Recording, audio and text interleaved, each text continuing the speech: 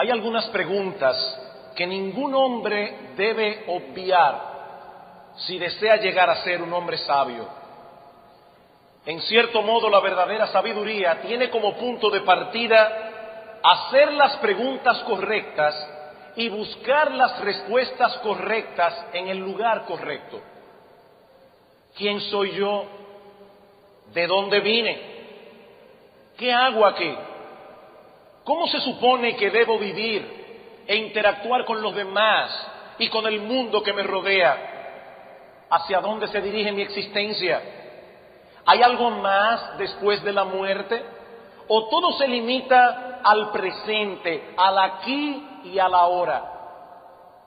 Muchas personas evaden estas preguntas y tal vez lo hacen por un temor inconsciente a las respuestas que pudieran obtener, o por la inquietud que causa al alma del hombre ignorar estas cosas. Decía Blas Pascal que nada le es tan insoportable al hombre como estar en pleno reposo, sin pasiones, sin quehaceres, sin diversiones, sin nada en qué ocuparse.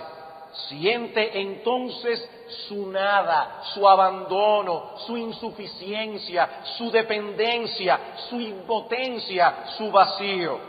Irresistiblemente, dice él, surgirá del fondo de su alma el tedio, la maldad, la tristeza, la pesadumbre, la rabia y la desesperación. Y sin embargo, esas preguntas siguen ahí, esperando ser respondidas, y han estado con el hombre a través de los siglos, por más incómodas que sean, porque los seres humanos venimos de fábrica con una naturaleza inquisitiva, con un anhelo de conocer el significado y el propósito de las cosas. Es por eso que una de las primeras palabras que aprenden los niños y que usan más frecuentemente a medida que maduran y a medida que van creciendo es ¿por qué? ¿Por qué? El hombre no se satisface con observar pasivamente las cosas que los rodean. Él quiere saber el porqué de las cosas. Él quiere saber el propósito, el significado de las cosas. Y en la mañana de hoy, yo quisiera considerar con ustedes la pregunta más fundamental que cualquier hombre se haya podido hacer jamás. Se trata de una pregunta de cuya respuesta dependen todas las grandes interrogantes de la existencia humana, como espero probar y demostrar en esta mañana. Es una pregunta que Jesús formuló a sus discípulos en un momento de su ministerio y que Mateo en su Evangelio recoge en el capítulo 16. Los invito a ir conmigo al Evangelio de Mateo, al capítulo 16, y vamos a leer los versículos 13 al 15. Viniendo Jesús a la región de Cesarea de Filipo, preguntó a sus discípulos diciendo: ¿quién dicen los hombres que es el Hijo del Hombre? Ellos dijeron, unos Juan el Bautista, otros Elías y otros Jeremías o alguno de los profetas. Él les dijo: ¿y vosotros quién decís que soy yo? He ahí la pregunta, formulada directamente por el Señor Jesucristo, y cuya respuesta marcará el destino de todos los hombres, no solamente en esta vida, sino también en la vida venidera. ¿Quién dicen los hombres que soy yo? ¿Vosotros quién decís que soy yo? Y si alguno aquí se siente desilusionado, porque tal vez esperaba una pregunta más trascendental, o esperaba una pregunta más compleja, yo te ruego, mi amigo, que escuches con paciencia, porque yo trataré de probar en esta mañana que no existe una pregunta más importante que esta.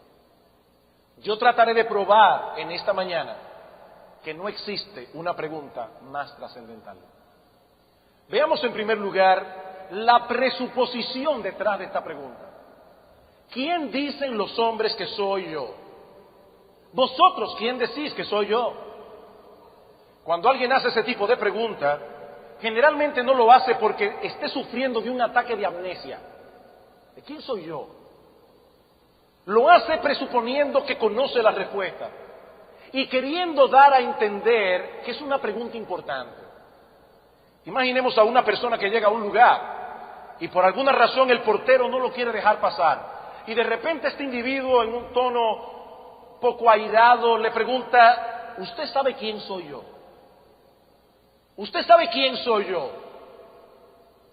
Seguramente que el portero no va a presuponer que el individuo está pasando por un momento de crisis y que se ha olvidado de su identidad. No. Seguramente pensará que se trata de alguien importante, o que esa persona piensa de sí misma que ella es una persona importante, o simplemente que es alguien que quiere hacerse pasar por alguien importante. El punto es que esta pregunta encierra ciertas presuposiciones, y en el caso particular que nos ocupa, la forma como Jesús formula su pregunta y la forma como Él reacciona a la respuesta de sus discípulos nos muestra claramente lo que Él pensaba de sí mismo. Versículo 13. Viniendo Jesús a la región de Cesarea de Filipo, preguntó a sus discípulos: ¿quién dicen los hombres que es el Hijo del Hombre? El Hijo del Hombre.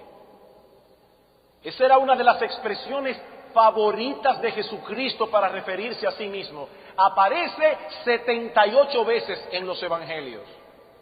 Este es un término que se usa comúnmente en las Escrituras para designar a los seres humanos como distintos a Dios y como distintos a los animales. Por ejemplo, en Números capítulo 23, versículo 19, no tienen que buscarlo, pero allí dice Balaam: Dios no es hombre para que mienta, ni hijo de hombre para que se arrepienta.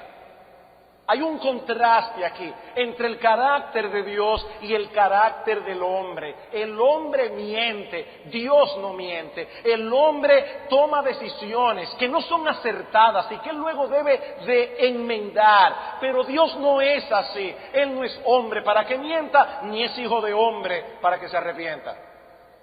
Cuando Jesús se llama a sí mismo Hijo de Hombre, Él se está identificando plenamente con la raza humana. Esa raza humana a la que Él vino a salvar. Esa raza humana por la que Él se hizo hombre. Independientemente de lo que Dan Brown dice en su novela, de que los evangelios de la Biblia fueron escogidos para realzar la divinidad de Jesús y para esconder su humanidad, lo cierto es que Jesús se presenta a sí mismo en el Nuevo Testamento como un ser humano que se identificó plenamente con todas las debilidades propias de nuestra naturaleza, excepto sin pecado. Pero esta expresión Hijo de Hombre presenta también al Señor como el hombre perfecto, como el hombre ideal, encarnado en la persona del Mesías que fue tantas veces anunciado por los profetas del Antiguo Testamento. En Daniel capítulo 7, el profeta tuvo una visión de los 4 grandes reinos humanos que habrían de gobernar al mundo desde los días de Daniel en el siglo VI antes de Cristo hasta la llegada del Mesías. En esta visión de Daniel 7, estos 4 reinos aparecen señalados simbólicamente como 4 bestias feroces. Babilonia como un león, los reinos unidos de Media y de Persia como un oso, Grecia como un leopardo y Roma como una bestia que Daniel describe como espantosa y terrible. Tal como Daniel profetizó, Babilonia fue conquistada por los medo-persas. Estos a su vez fueron conquistados por los griegos, con Alejandro el Grande a la cabeza, y luego los griegos, como casi todos sabemos, fueron conquistados por los romanos. Pero entonces dice Daniel en el capítulo 7, versículo 13 de su profecía: miraba yo en la visión de la noche. Recuerden, él ha visto 4 bestias. Miraba yo en la visión de la noche, y he aquí con las nubes del cielo venía uno como un hijo de hombre, que vino hasta el anciano de días, y le hicieron acercarse delante de él, y le fue dado dominio, gloria y reino, para que todos los pueblos, naciones y lenguas le sirvieran. Su dominio es dominio eterno que nunca pasará, y su reino uno que no será destruido. Noten el contraste. Aquellos son reinos bestiales. Este es el reino del Hijo del Hombre, de un ser racional, de la racionalidad encarnada. Aquellos reinos, los reinos humanos, tuvieron sus límites geográficos, por más que se hubiesen extendido sobre la faz de la tierra. Alejandro el Grande conquistó casi el mundo entero conocido, pero lo cierto es que él no conquistó el mundo entero. Pero de este dice Daniel que le fue dado dominio, gloria y reino para que todos los pueblos, naciones y lenguas le sirvieran. Aquellos reinos, los reinos humanos, tuvieron su tiempo de gloria, pero fueron conquistados uno a uno, hasta que la misma Roma cayó en manos de los bárbaros. Pero este reino del Hijo del Hombre, que Daniel ve en la visión, posee un dominio eterno que nunca pasará. Es un reino que nunca será conquistado. Es un reino que nunca será destruido. Pregunta, ¿de qué reino está hablando Daniel? Él está hablando del reino del Mesías, a quien el profeta señala en una sorprendente profecía en el capítulo 9, versículos 24 al 25, donde Daniel profetiza el tiempo de la venida del Mesías, la muerte del Mesías y todo eso conectado con la destrucción de Jerusalén, la cual ocurrió en el año 70 después de Cristo a mano de los romanos, unos 600 años después de que Daniel lo predijera. Cuando Jesús se señala a sí mismo como el Hijo del Hombre, ¿quién dicen los hombres que es el Hijo del Hombre? No solo se está identificando plenamente con la raza humana, sino que está aludiendo también a esta profecía de Daniel y señalándose claramente a sí mismo como el Mesías tantas veces anunciado en el Antiguo Testamento. Vayamos conmigo a Mateo capítulo 24. Mateo capítulo 24. El Señor está hablando aquí de su segunda venida. Y recuerden el lenguaje de Daniel capítulo 7.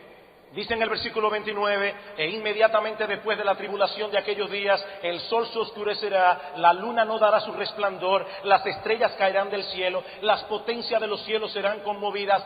Entonces aparecerá la señal del Hijo del Hombre en el cielo, y entonces lamentarán todas las tribus de la tierra, y verán al Hijo del Hombre viniendo sobre las nubes del cielo con poder y gran gloria. ¿Qué decía Daniel? Miraba yo en la visión de la noche, y he aquí, con las nubes del cielo venía uno como un hijo de hombre. Mateo capítulo 26. Mateo capítulo 26, el Señor Jesús se encuentra aquí delante del concilio. Está siendo juzgado por los líderes religiosos de Israel. Comienzan a llamar a testigos que testifiquen contra él, pero los testimonios no coinciden. Y en una acción desesperada, Caifás hace lo que no estaba permitido de hacer en un juicio como este. Conminó al reo a que se incriminara a sí mismo. Dice en el versículo 62, y levantándose el sumo sacerdote le dijo, ¿no respondes nada? ¿Qué testifican estos contra ti? Mas Jesús callaba. Entonces el sumo sacerdote le dijo, te conjuro por el Dios viviente. Y este juramento ponía a Cristo en entredicho. Él ya no podía quedarse callado. Te conjuro por el Dios viviente, que nos digas si eres tú el Cristo, el Hijo de Dios. Jesús le dijo, tú lo has dicho. Y además os digo que desde ahora veréis al Hijo del Hombre sentado a la diestra del poder de Dios y viniendo en las nubes del cielo. Al preguntar a los discípulos, ¿quién dicen los hombres que es el Hijo del Hombre? Jesús está evidenciando una plena conciencia de su misión mesiánica. De hecho, noten su reacción, la reacción del Señor ante la respuesta de Pedro. Mateo capítulo 16 otra vez, versículo 15. Él les dijo, ¿y vosotros decís, quién decís que soy yo? Respondiendo Simón Pedro dijo, tú eres el Cristo, el Hijo del Dios viviente. Como hemos explicado en otras ocasiones, la palabra Cristo es el equivalente griego de la palabra hebrea Mesías, que significa en español el ungido. En el Antiguo Testamento se ungían a los reyes, a los profetas y a los sacerdotes, y lo que se quería significar es que cuando viniera el Cristo, cuando viniera el Mesías, Él sería de manera especial el ungido de Dios, el profeta, el rey y el sacerdote. Cuando Pedro le responde a Cristo, tú eres el Cristo, le está diciendo, tú eres el Mesías, tú eres el ungido de Dios. ¿Y qué le responde Jesús? No, Pedro, espérate, no exageres, yo soy simplemente un hombre y nada más. Espera que llegue el concilio de Nicea, 300 años más tarde. Yo soy simplemente un hombre. No, ¿qué le responde el Señor en el versículo 17? Entonces le respondió Jesús, bienaventurado eres, Simón, hijo de Jonás, porque no te lo reveló carne ni sangre, sino mi Padre que está en los cielos. Eso es precisamente lo que soy, Pedro. Yo soy el Cristo, yo soy el Mesías, el ungido prometido por los profetas del Antiguo Testamento, aquel que fue anunciado en cientos de profecías, una y otra vez, como el ungido de Dios. Pero hay algo más. Jesús no solo aparece en este texto como alguien que tiene pretensiones mesiánicas, sino también como alguien que tiene pretensiones divinas. Pretensiones divinas. Noten una vez más el versículo 16. Respondiendo Simón Pedro dijo, tú eres el Cristo, el Hijo del Dios viviente. Esa declaración en la boca de un judío tiene implicaciones muy serias. Lo que Pedro dice de Jesús aquí no es simplemente que Él es un hijo de Dios, en el mismo sentido en que todos los creyentes somos hijos de Dios, no. Jesús nunca se presentó a sí mismo como un hijo de Dios, entre otros, sino como el Hijo de Dios. Aquel que en una forma especial comparte la misma naturaleza de su Padre, porque Él también es Dios. Noten nuevamente el versículo 17. Entonces le respondió Jesús, bienaventurado eres Simón, hijo de Jonás, porque no te lo reveló carne ni sangre, sino mi Padre que está en los cielos. Jesús no se refiere a Dios como nuestro Padre, se refiere a Dios como mi Padre. Y Él siempre hizo esa distinción. En Juan capítulo 20, en el versículo 17, luego de su resurrección, Jesús manda decir a los discípulos, diles que subo a mi Padre y a vuestro Padre, a mi Dios y a vuestro Dios. Hay una diferencia. Él es el Padre de todos, pero Él es mi Padre en una forma particular. Y los judíos entendieron perfectamente las implicaciones de esa expresión en la boca de Jesús. Los hijos comparten la misma naturaleza de sus padres. Dos padres humanos tienen hijos humanos. Si Jesús dice ser el Hijo de Dios, Él no puede ser otra cosa que Dios mismo. Vayamos por un momento al Evangelio de Juan. Juan capítulo 5.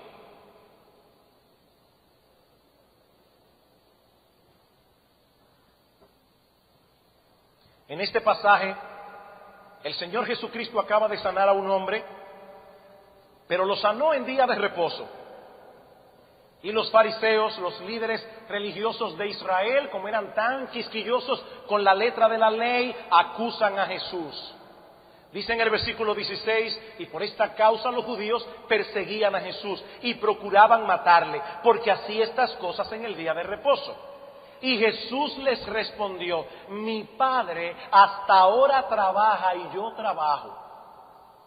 En otras palabras, Él está diciendo: ¿ustedes creen que cuando Dios terminó la creación en el sexto día y dice que Él reposó de sus obras, que Dios ha estado inactivo desde el final de la creación? No, Dios ha seguido trabajando, preservando su creación a través de las obras de la providencia. Y ¿saben una cosa? Yo también. Mi Padre hasta ahora trabaja desde la creación y yo también. Y ahora noten el versículo 18. Por esto los judíos aún más procuraban matarle, porque no solo quebrantaba el día de reposo, sino que también decía que Dios era su propio Padre, haciéndose igual a Dios. Fue por eso que el Sanedrín finalmente lo condenó como blasfemo. Cuando el sumo sacerdote le dice a Jesús: te conjuro por el Dios viviente que nos diga si tú eres el Cristo, el Hijo del Dios viviente. Y Cristo dice: lo soy. Este hombre inmediatamente, en un acto bien teatral, rasga sus ropas y dice: ¡ha blasfemado! La pregunta es: ¿cuál fue la blasfemia? ¿Cuál fue la blasfemia? La blasfemia consistía en que, según Caifás, Jesús se estaba atribuyendo falsamente una dignidad que solo le pertenece a Dios. Así que no fue en el año 325 después de Cristo que los discípulos fueron llevados a creer que Él era el Dios encarnado. No. Jesús tuvo claras pretensiones divinas, por eso lo crucificaron.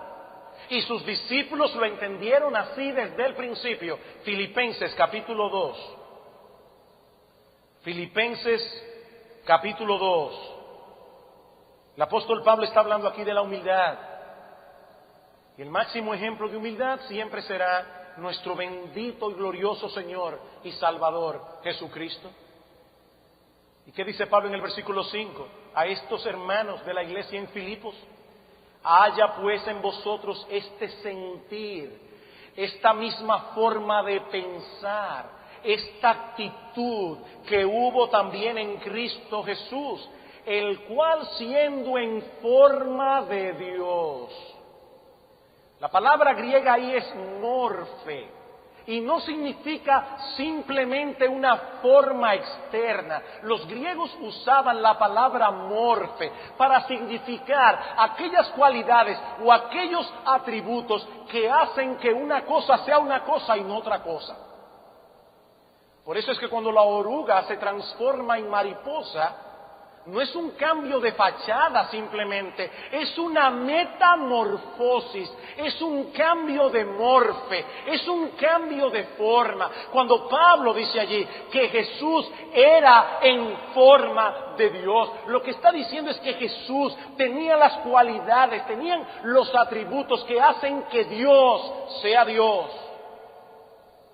Siendo en forma de Dios, no estimó el ser igual a Dios como cosa que aferrarse. Otra palabra interesante: igual a Dios. La palabra griega, ustedes la conocen todos, lo que pasa es que no saben que se la saben, pero es la palabra griega isos.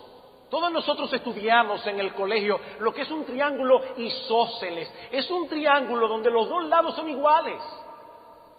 Siendo isos de Dios, siendo igual a Dios. Él no estimó su grandeza, Él no estimó su gloria, Él no estimó quién era como una cosa a la cual aferrarse, sino que se despojó a sí mismo, tomando forma de siervo, hecho semejante a los hombres, y estando en la condición de hombre, se humilló a sí mismo, haciéndose obediente hasta la muerte y muerte de cruz. Así que esta pregunta de Jesús en Mateo 16 es formulada en el contexto de una presuposición. Yo sé quién soy yo, el Mesías prometido y el Dios encarnado. La pregunta es: ¿qué piensan ustedes al respecto? Yo sé quién soy yo. La pregunta es: ¿qué piensan ustedes al respecto? Y es obvio que el Señor no desconocía la respuesta. Pero con esta pregunta movió a sus discípulos a hacer una clara declaración de fe. en contraposición a lo que otros pensaban de él. Y eso nos lleva a nuestro segundo encabezado. Ya vimos la presuposición detrás de la pregunta. Veamos ahora en segundo lugar las opciones de esta pregunta. Las opciones de esta pregunta. Mateo capítulo 16, una vez más. ¿Cómo podemos responder nosotros esta interrogante que Jesús ha formulado? Bueno, las opciones son las mismas que revela este pasaje. Las mismas respuestas que dieron los hombres en los días del Señor. ¿Creerle o no creerle? ¿Quién dicen los hombres que es el Hijo del Hombre? Y noten que la pregunta no fue ¿quién dicen los escribas y fariseos? No, lo que el Señor está preguntando es la opinión del pueblo. Lo que Él está preguntando es la opinión de la gente común. ¿Qué dicen ellos de mí? Versículo 14. Oh, algunos dicen que tú eres Juan el Bautista. Había mucha ignorancia en el pueblo. Creían que Juan el Bautista había regresado de los muertos, como el mismo Herodes lo creía también. Otros dicen que tú eres Elías. Otros que tú eres Jeremías o alguno de los profetas. Estos hombres que no tenían el prejuicio de los fariseos, ellos veían las obras de Jesús, ellos escuchaban las palabras de Jesús, ellos sabían que Jesús no era un hombre común y corriente, pero aún así no pensaban de Jesús lo que Él pensaba de sí mismo. Aún así no pensaban de Jesús lo que Él pensaba de sí mismo. Mi amigo, no importa en qué sitial tan alto los hombres coloquen al Señor Jesucristo, si no se postran ante Él y le adoran como el Mesías y como el Dios encarnado, no están tomando en serio su palabra y lo están deshonrando. Decir de cualquier hombre que es un gran maestro y un gran profeta es un halago. Colocar a cualquier ser humano dentro del grupo de los grandes sabios de la humanidad es sin duda un gran honor. Pero cuando se dice eso de Jesús, como si Él fuese eso y nada más, un gran maestro y un hombre sabio, se está pisoteando su dignidad. La única respuesta aceptable a la pregunta formulada por Jesús en este pasaje fue la que Pedro dio en el versículo 16. Tú eres el Cristo, el Hijo del Dios viviente. Nosotros hemos creído lo que tú dices acerca de ti mismo, que eres el Mesías prometido y que eres el Dios encarnado. Cuando los hombres son endiosados, les estamos confiriendo una dignidad que no les corresponde. Pero cuando Dios es rebajado al nivel de un simple hombre, no importa qué tan grande sea ese hombre, entonces se le está robando la dignidad que a él sí le corresponde. ¿Qué dice Juan acerca de Jesús al principio de su evangelio? En el principio era el Verbo, y el Verbo era con Dios, y el Verbo era Dios. Y aquel Verbo fue hecho carne y habitó entre nosotros y vimos su gloria, dice Juan, gloria como del unigénito del Padre, lleno de gracia y de verdad. He ahí, mi amigo, las únicas respuestas que puedes dar a esta pregunta formulada por Jesús. O le crees o no le crees. Y creerle a Él no es otra cosa que aceptar sin reserva el testimonio que Él da acerca de sí mismo y actuar en consecuencia. Cualquier cosa menos que eso es una acusación silente contra Jesús de que Él es un demente o que Él es un farsante. Cualquier cosa, mi amigo, menos que postrarse ante Cristo y reconocerle como el Mesías y reconocerle como el Dios encarnado, es una acusación silente contra Jesús de que Él es un demente y de que Él es un farsante. Un hombre que dice de sí mismo que Él es el único camino al Padre. Un hombre que dice de sí mismo que Él es la verdad y la vida. Un hombre que dice de sí mismo que Él es la luz del mundo. que Él y solo Él es la puerta de entrada al cielo. Un hombre que clama para sí el cumplimiento de cientos de profecías antiguo testamentarias que anunciaban la venida de un Salvador. Un hombre que dice ser la encarnación de Dios mismo. Es un hombre que no puede ser tratado con medias tintas. O Él es, o no es lo que Él dice ser. Con Jesús es imposible tratar de lograr algún arreglo negociado. Sus términos son absolutos. Y su pregunta sigue resonando en los oídos de los hombres en el día de hoy, exactamente como hace 2000 años. ¿Y vosotros? ¿Quién decís que soy yo? ¿Y vosotros? ¿Quién decís que soy yo? Hemos visto la presuposición de esta pregunta, hemos visto sus posibles respuestas. Veamos ahora en tercer lugar su importancia. Su importancia. Al inicio de este sermón decíamos que hay ciertas preguntas que ningún hombre puede obviar si desea llegar a ser sabio. Ningún hombre. Y más aún nos atrevimos a asegurar que de todas esas preguntas ninguna es más importante que esta, la que Jesús formuló en este pasaje. Permítanme tomar unos breves minutos para explicar por qué. ¿A qué yo me refiero? A través de los siglos, los grandes pensadores de la humanidad han intentado buscar el significado y el propósito de la existencia humana. Muchos de ellos llegaron a formular las preguntas correctas. Pero las posibilidades que tenían de responderlas, descansando únicamente en su propia razón y en su propia observación y experimentación, siempre han sido prácticamente nulas. Nulas. ¿Por qué? Porque carecemos de ciertas informaciones clave que el hombre no puede obtener por sí mismo. Si no sabemos de dónde venimos, tampoco podemos saber qué hacemos aquí. Y tampoco podemos saber hacia dónde vamos. Pero esa es una información que no podemos obtener de ningún modo a menos que haya habido un creador inteligente detrás de la creación que la haya hecho con un propósito y que esa creación haya tomado la determinación de revelarse al hombre. Ahora piensen en esto por un momento. La Biblia clama ser esa revelación. La Biblia dice ser esa revelación divina.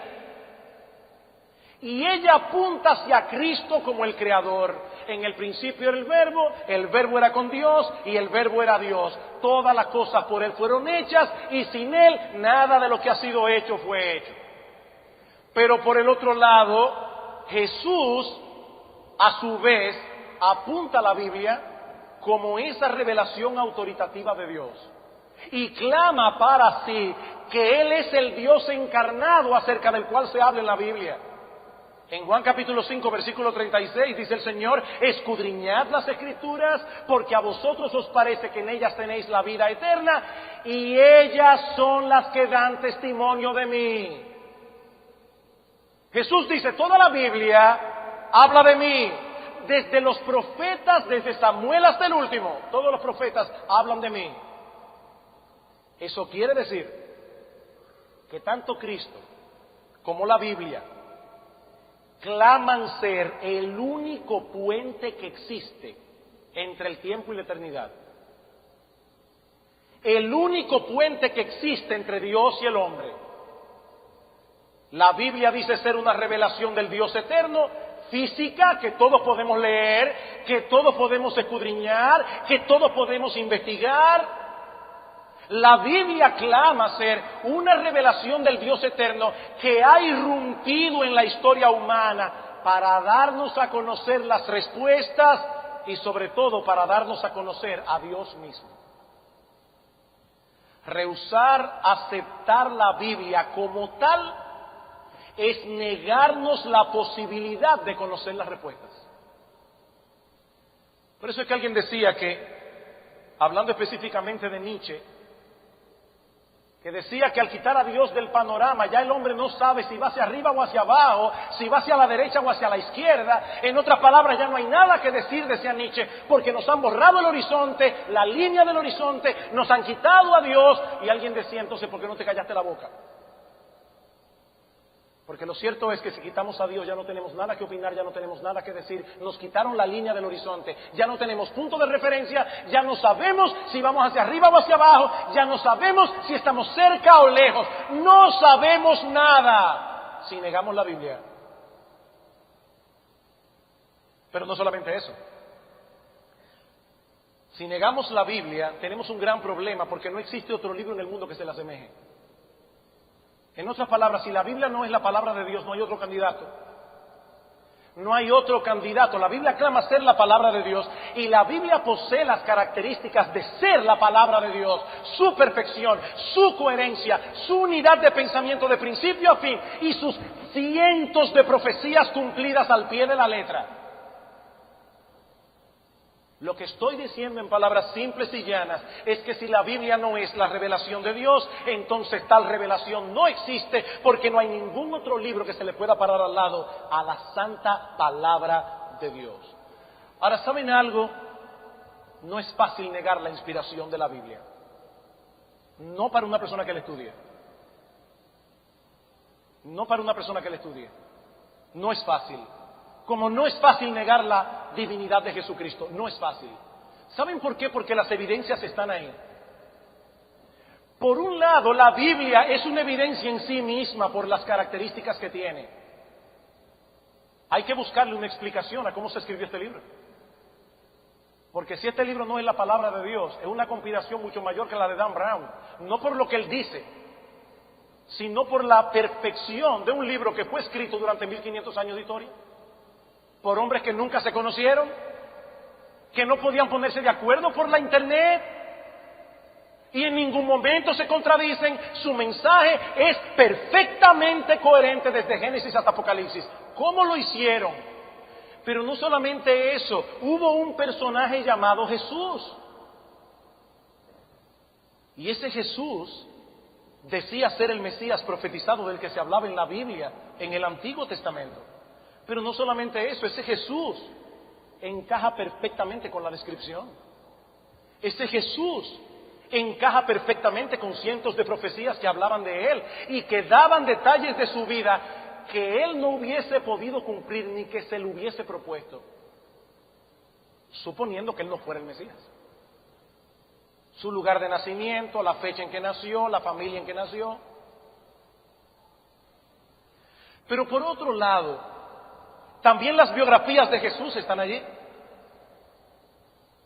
Lee Strobel, un periodista muy reconocido, ganó varios premios de periodismo, era ateo, se decidió a hacer una investigación exhaustiva de la veracidad de las Escrituras, de la veracidad de sus historias, de la preservación de los manuscritos.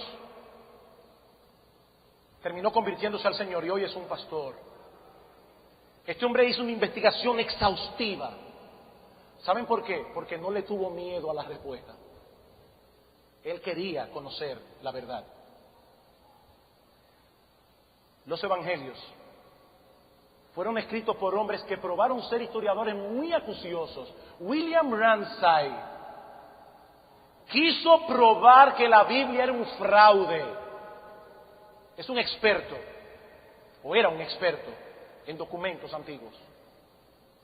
Se puso a estudiar el libro de Lucas simplemente como un libro histórico. De paso, uno de los problemas que hay con los famosos evangelios gnósticos es que no nos dan detalles históricos, no nos dan detalles geográficos y por lo tanto no podemos verificar su veracidad.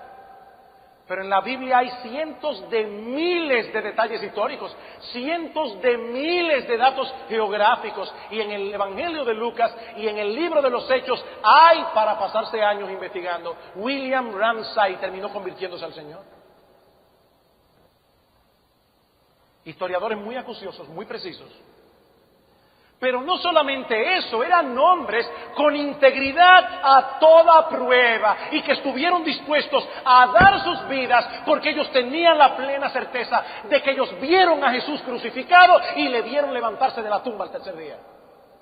Ellos estaban convencidos y murieron por eso.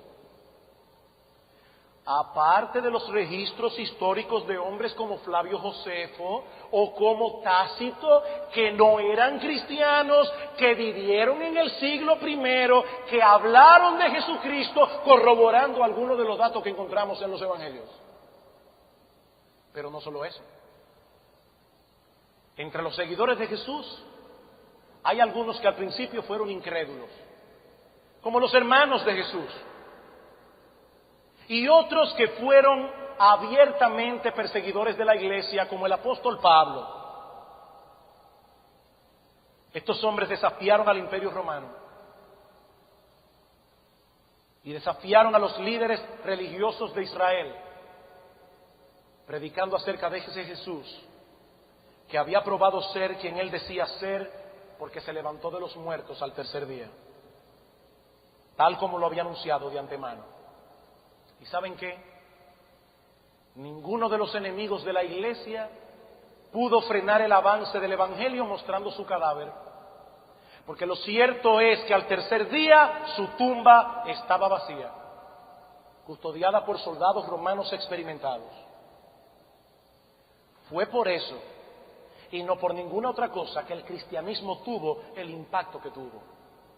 La naturaleza de su mensaje era extraordinaria. Un grupo de judíos criados en el más estricto monoteísmo decían haber conocido al Dios encarnado, decían haber visto hacerles milagros portentosos, decían haberle visto levantarse de los muertos, y como si todo esto fuera poco, comenzaron a predicar acerca de estas cosas en el mismo lugar donde Jesús había vivido, en el mismo lugar donde él hizo todo lo que hizo. Jesús vivió en medio de ellos, predicó en medio de ellos, hizo milagros en medio de ellos y fue crucificado en medio de ellos. Ellos no podían negar lo que los apóstoles estaban predicando. Ellos no podían negar lo que ellos decían haber visto y oído. De no haber sido así, en el día de Pentecostés no se hubieran convertido más de 3,000 personas. En la misma ciudad de Jerusalén, unos días después de la crucifixión del Señor. Y unos días más tarde, otros 5,000. Para finales del siglo I ya se contaban por cientos de miles los que profesaban la fe cristiana en todo el imperio romano y en medio de las más intensas persecuciones. Y ese mismo Jesús que ellos predicaban es el que hoy nos plantea esta pregunta tan crucial. ¿Y tú? ¿Qué piensas acerca de mí? ¿Y vosotros, quién decís que soy yo? La importancia de esta pregunta trasciende el tiempo, mi amigo. Por cuanto Jesús es el Mesías y el Hijo de Dios hecho hombre, no hay salvación ni esperanza fuera de Él. Si Jesús no es quien Él decía ser, no hay esperanza. De la nada venimos, a la nada volveremos. No hay ningún significado ni propósito que buscar. Pero gloria a Dios, Él es el Hijo de Dios. Y el mensaje del Evangelio es el más glorioso mensaje que existe. El Dios 3 veces santo y perfectamente justo diseñó un plan de salvación para salvar a sus criaturas culpables, porque Él es amor. Un plan de salvación cuyo centro es la encarnación y muerte del Hijo de Dios. La encarnación y muerte de Dios el Hijo. Para que los pecadores sean salvos viniendo a Él en arrepentimiento y fe. Qué glorioso mensaje, hermanos. El juez de toda la tierra asumió voluntariamente la postura de víctima expiatoria. El juez de toda la tierra, el perfecto, asumió voluntariamente la postura de víctima expiatoria, cumpliendo con su muerte la condena de todos aquellos a quienes Él vino a salvar. Y hoy ofrece perdón y vida eterna para todos los que creen en Él. Para todos los que le reciben en sus términos como el Mesías y como el Dios encarnado. Amigo que estás aquí sin Cristo, hoy hemos hablado de la presuposición de esta pregunta, de sus posibles respuestas y de su importancia. Ahora quiero concluir mostrándote brevemente su naturaleza inescapable. La naturaleza inescapable de esta pregunta. Por la naturaleza de esta pregunta y por las implicaciones que encierra, nadie puede dejar de responderla. Esta pregunta es inescapable. Nadie puede dejar de responderla. Lo que estoy diciendo es que todos los que estamos aquí saldremos de este lugar habiendo dado una respuesta, a favor o en contra, todos. No hacer nada con Cristo es hacer algo. Y es hacer algo muy provocador. No hacer nada con Cristo es hacer algo, y es hacer algo muy provocador. Jesús dijo en cierta ocasión: el que no es conmigo está contra mí, y el que conmigo no recoge desparrama. Amigo mío, el Salvador del mundo, el Dios encarnado, ha sido presentado hoy delante de ti, invitándote a venir a Él en arrepentimiento y fe. Yo te aconsejo que no sigas evadiendo esa pregunta. Yo te aconsejo que no sigas evadiendo esa pregunta, porque llegará el día en que no podrás evadirlo nunca más. Y puede que sea ya demasiado tarde para cambiar de bando. El Señor dirige esta pregunta a todos en general y a cada uno en particular. ¿Quién dicen los hombres que es el Hijo del Hombre? ¿Y ustedes qué dicen de mí? ¿Y ustedes qué dicen de mí? No lo que piensa aquel de allí o lo que piensa aquel otro de allá. Vosotros, cada uno de vosotros, ¿quién decís que soy yo?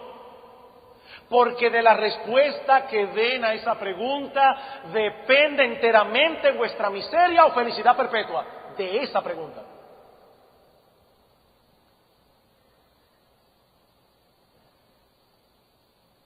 Mi amigo, la apatía y la indiferencia contra Cristo no es otra cosa que una enemistad abierta contra Él. La apatía y la diferencia contra Cristo no es otra cosa que enemistad contra Él. Mi amigo, no te vayas de este lugar en pie de guerra contra el Señor, porque esa es una guerra en la que tú llevas todas las de perder. Todas las de perder. Él ahora te invita como Salvador. Pero si sigues aborreciéndole, si sigues pisoteando su nombre, si sigues echando por tierra quien Él es, si rehusas rendirte ante Él, algún día tendrás que enfrentarlo como juez. Y el veredicto ya fue pronunciado. ¿Cómo escaparemos nosotros si descuidamos una salvación tan grande? ¿Cómo escaparemos? Amigo mío, no sigas poniendo en riesgo tu alma inmortal. La Biblia dice que todos hemos pecado, que todos nos hemos quedado cortos de llenar la medida de la justicia que Dios exige. La Biblia dice que todos estamos condenados sin lugar a dudas. La buena noticia, la gloriosa noticia, la increíble noticia es que hubo uno que sí llenó la medida hasta la perfección. Es que hubo uno que luego dio su vida en una cruz como un criminal por causa de todos aquellos a quienes Él vino a salvar. Al que no conoció pecado, por nosotros a Él Dios lo hizo pecado para que nosotros fuésemos hechos justicia de Dios en Él. En Él. No te vayas de aquí, yo te lo ruego. No te vayas de aquí sin arreglar primero tus cuentas con Dios, confiando entera y únicamente en la persona y la obra del Dios encarnado. Deposita en Él tu confianza. Pídele a Él que te salve, pídele a Él que perdone tus pecados, pídele a Él que tenga misericordia de ti, pídele a Él allí donde estás, en este momento ahora, pídele que transforme tu corazón, pídele que te dé entendimiento para poder entender su palabra y ver en las páginas de este glorioso y perfecto libro la gloria y belleza de nuestro Salvador. Pídeselo a Él, porque Él es un gran Salvador. Y Él ha prometido no echar a nadie fuera que viene a Él clamando por misericordia en arrepentimiento y fe. Todos tus pecados serán perdonados y saldrás de este lugar con el gozo de saber, no de suponer, sino de saber que Dios te ha dado vida eterna. Vamos a orar.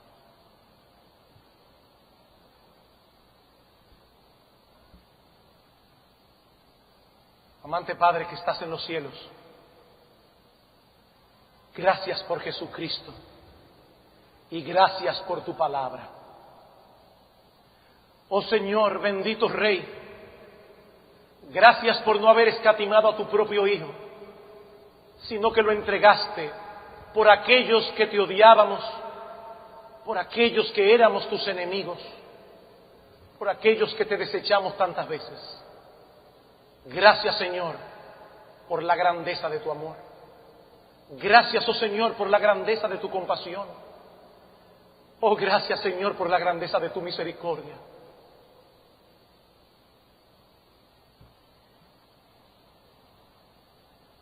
Pero es nuestra petición, bendito Rey, que así como tú tuviste misericordia de nosotros, oh Señor, tengas misericordia de tantos que hay aquí.